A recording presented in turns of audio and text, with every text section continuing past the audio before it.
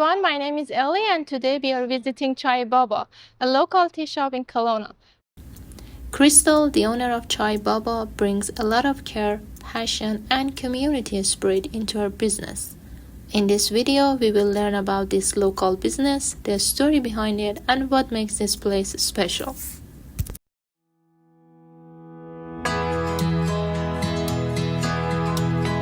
Can you tell us about your journey in Chaibaba? It's been a long, windy journey. I've been here since the end of 2013. I had kind of an inkling that I wanted to do my own business, as I was always working for other small business owners. And I had a few friends that encouraged me. And one of the places that kept popping up was Chaibaba, and I wasn't so sure, but when I met a friend here for tea, it just felt right. And I met the owner and I said to him, I hear you want to sell. And he's like, I do. So I jumped in and went for it, with definitely the encouragement of a few friends, for sure. Beautiful story. So I know that owning a local business can be challenging and rewarding at the same time. What do you enjoy most about Chaibaba and what has been one of the biggest challenges? I think the thing that I love the most is that I get to follow my own unique path. I love getting to be involved in the community and getting to meet other community people. And I've always kind of had this instinct of the idea of having more compassion and kindness. But how would I find a job that I could really fully do that? If I couldn't do it in a job, maybe I could make it in my own way. And so that was really the biggest thing that I love about what I get to do every day. Because when I wake up and I have a big decision to make, I always come back to, is this out of compassion and love? And is this for the best for my community? And I definitely have lots of challenges that we could have like a many day video on, because the world is changing so fast for small businesses and we're having to adapt and pivot a lot quicker than we ever have. I've been doing this for more than a decade, and the first few years were always challenging. You're nervous, you're scared, you're like, am I making the right decision? How can I make us a sustainable business but still grow and keep it able to be a strong foundation? So that was like one of the biggest challenges. Versus now, the landscape of politics is changing, importing and exporting is changing, finding things from other countries and making sure that the people are paid fair that are farming when they're having so many political challenges. So I think that would be one of my biggest challenges right now. We only work with other small businesses. We want to help support them in kind of shining and have something more to offer than just something you would get at the grocery store that isn't a tea bag. And I really feel blessed that so many people are willing to take the time to invest in our products to sell in their businesses. And also at the same time, tea drinkers sometimes get forgotten about when they go out for dinner or go to someplace, and everyone gets really nice coffees and fancy lattes, and they get really nice glasses of wine and really fancy cocktails. And the tea drinkers, we get like these sad little teas. But the community is being so beautiful to remember these extra people and make them really nice cups of tea. And a lot of them are tea drinkers themselves.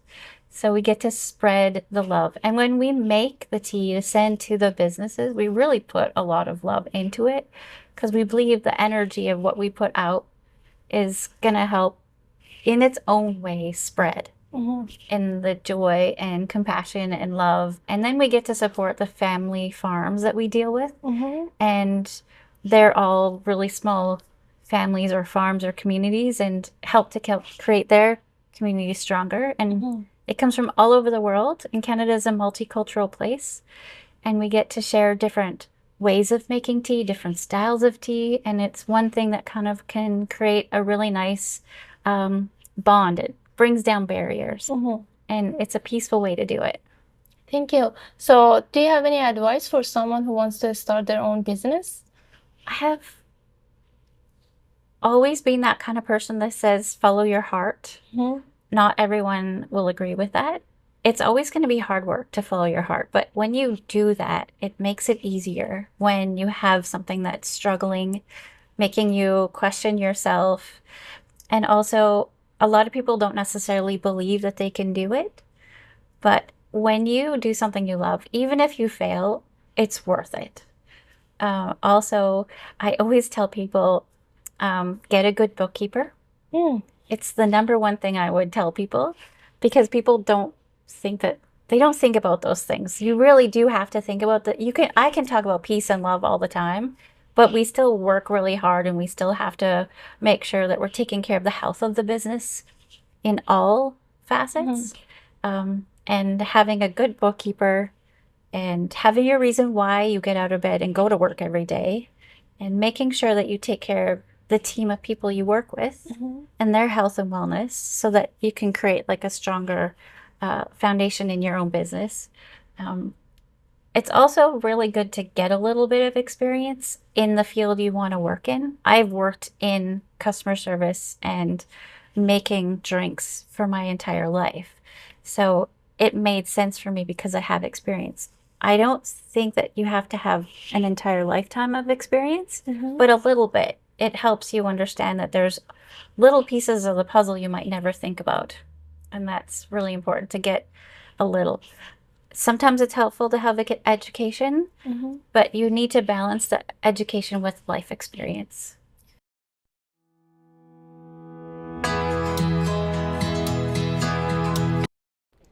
So, can you tell us about the different tea blends and also the most popular ones? Sure. Well, we have tea from all over the world.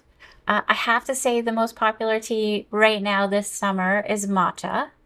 Matcha has become very popular. We make all different kinds of matcha. We get our matchas from Japan, and we also get some from a family-run company out of Victoria. And we have unsweetened matcha, and we have sweetened matcha, and we can make fun matchas with chocolate and coconut, ice or hot. So definitely that is like one of the most popular teas. We're always known for our chai lattes, but we have rooibos, which we get. This is our most popular rooibos. It's got a little bit of lemongrass and apple and some fruits, citrusy. Yeah, I can smell the lemon. And it's all herbal. Another really fun one is we have Cowboy Bob. These are blends that we blend in-house. So the happiness we blend quite a bit.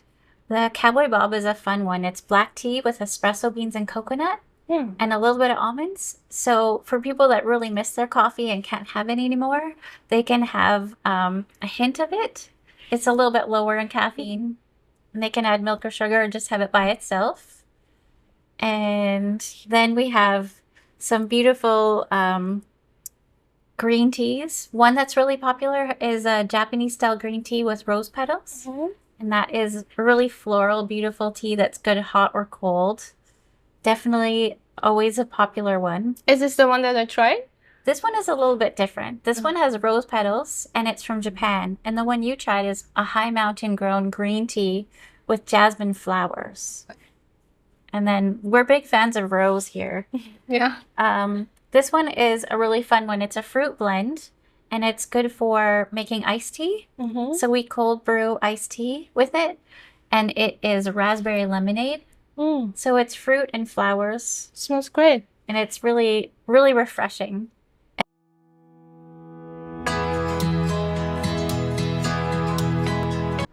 Could you show us how to brew a good tea?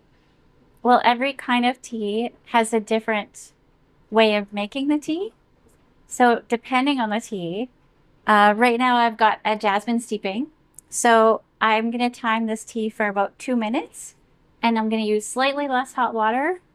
And I've got a really nice steeper. And I've already been steeping this for about 2 minutes. And my timer is going to go off any second. Usually I like to flush the leaves with a little bit of hot water. And then I remove the leaves. And I always keep them for a second steep. And then I have a nice cup of green tea. So less time on the first steep for a really simple green tea. Thank you.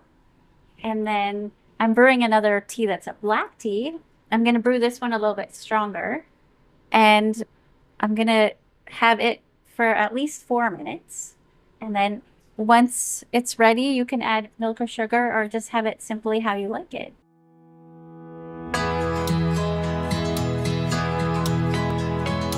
While I was visiting Chaibaba, I noticed many shelves filled with books, so I asked Crystal about them.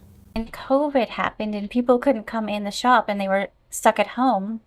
We gave all the books away to the regulars that used to come in and read the books.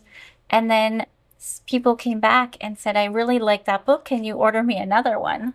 So I started special ordering books from another woman-owned company, another British Columbia locally owned book company.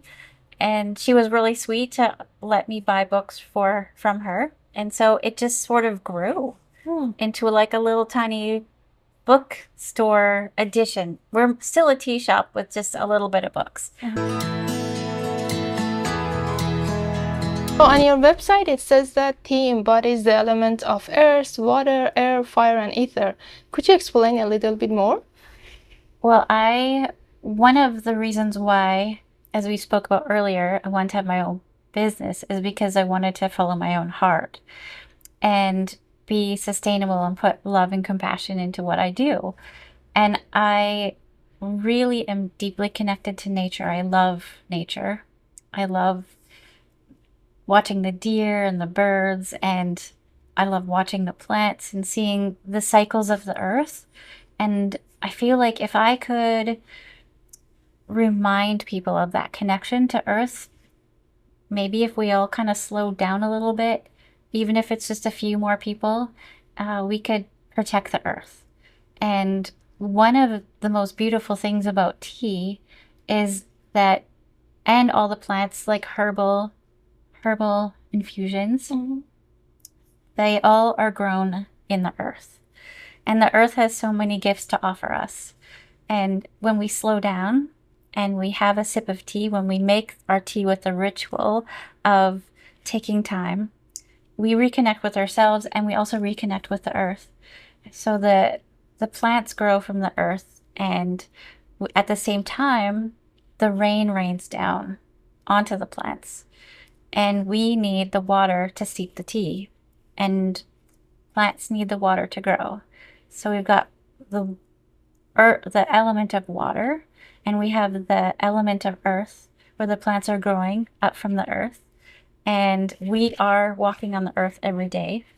And then we also have the air, which is carrying the species of pollinating species like butterflies and hummingbirds and all the insects that help pollinate all the flowers in the teas. And the air actually blows winds off the ocean that help influence the taste of teas, or the high mountains. It blows the high mountain crisp air to influence the taste of the teas. Depending on each tea, you can taste the air. And then when we brew the tea and we drink the tea, we breathe in deeply. So we breathe in air. And then we also have the fire, which helps the fire comes from the sun, and it oxidizes the plants and turns the tea from black tea into green tea, but also helps the plants grow. And then we also use the fire to heat the water so that we can make our tea. And then the ether is what I believe is that kind of magic that runs through everything.